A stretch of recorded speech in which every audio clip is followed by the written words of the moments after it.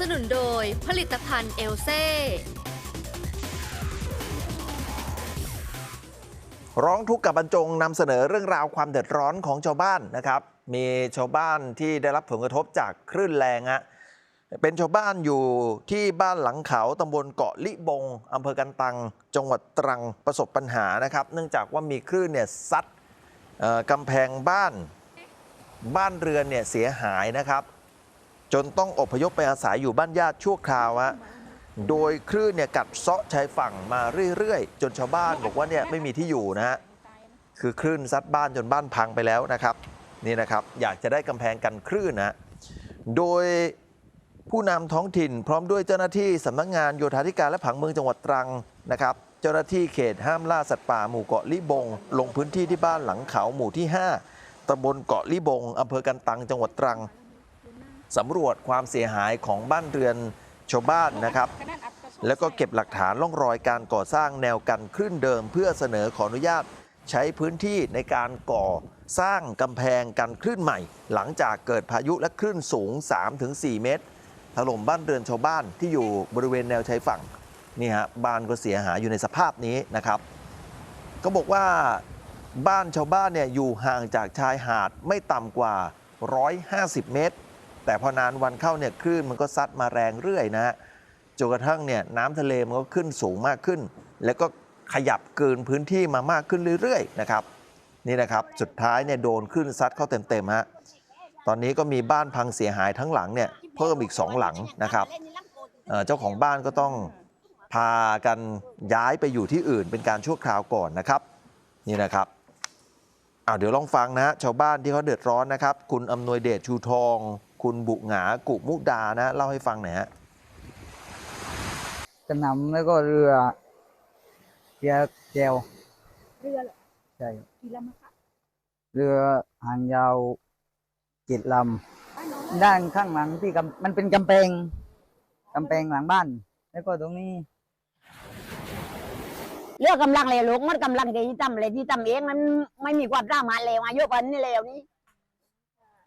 อยากประทานให้ทางการช่วยเหลือลูกให้นายกมาช่วยเหลือแล้วได้ทำเคลื่อนเลยพอได้ว่าไงน้ำปังให้ถึงบ้านเราว่าเรื่อยเลยแต่ทางกินนายกปลาอย่างต้นก็ลงมาเลวลงเรื่องเก็บแต่ตอนเลวเป็นซิกเลยลงเยอะปลอมร่องเลว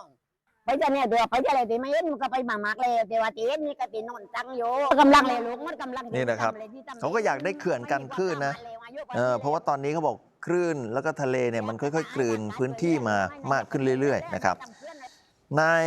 อาสารคนขยันผู้ใหญ่บ้านหมู่ที่5บ้านหลังเขาและนายอับดุลลอหิมขุนรักษากำนันตำบลเกาะลิบงนะฮะบอกว่ารอบนี้ชาวบ้านประสบปัญหา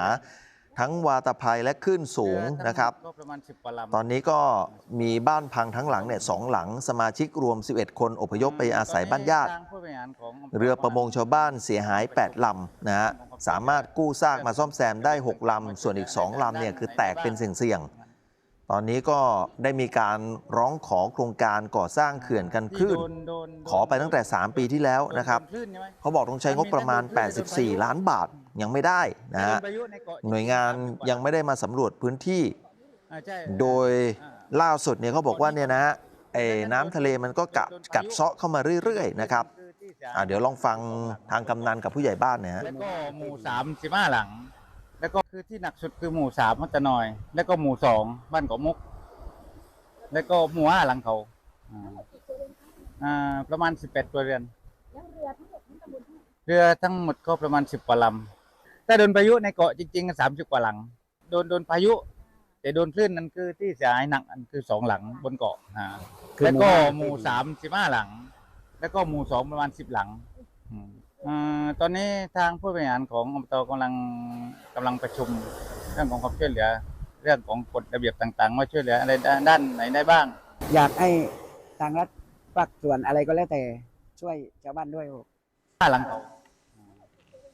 ด้านนายธีรยุทธ์นาคเกลี้ยงหัวหน้าเขตห้ามล่าสัตว์ป่าหมู่เกาะลิบงบอกว่าได้เดินทางไปเก็บหลักฐานร่องรอยการก่อสร้างกำแพงกันคลื่นเดิมเพื่อเสนอขออนุญาตใช้พื้นที่จากกรมอุทยานเนื่องจากพื้นที่อยู่ในเขตห้ามล่าสัตว์ป่าหมู่เกาะลิบงเพื่อเป็นหลักฐานประกอบการพิจารณาให้หน่วยงานที่เกี่ยวข้องดำเนินก่อสร้าง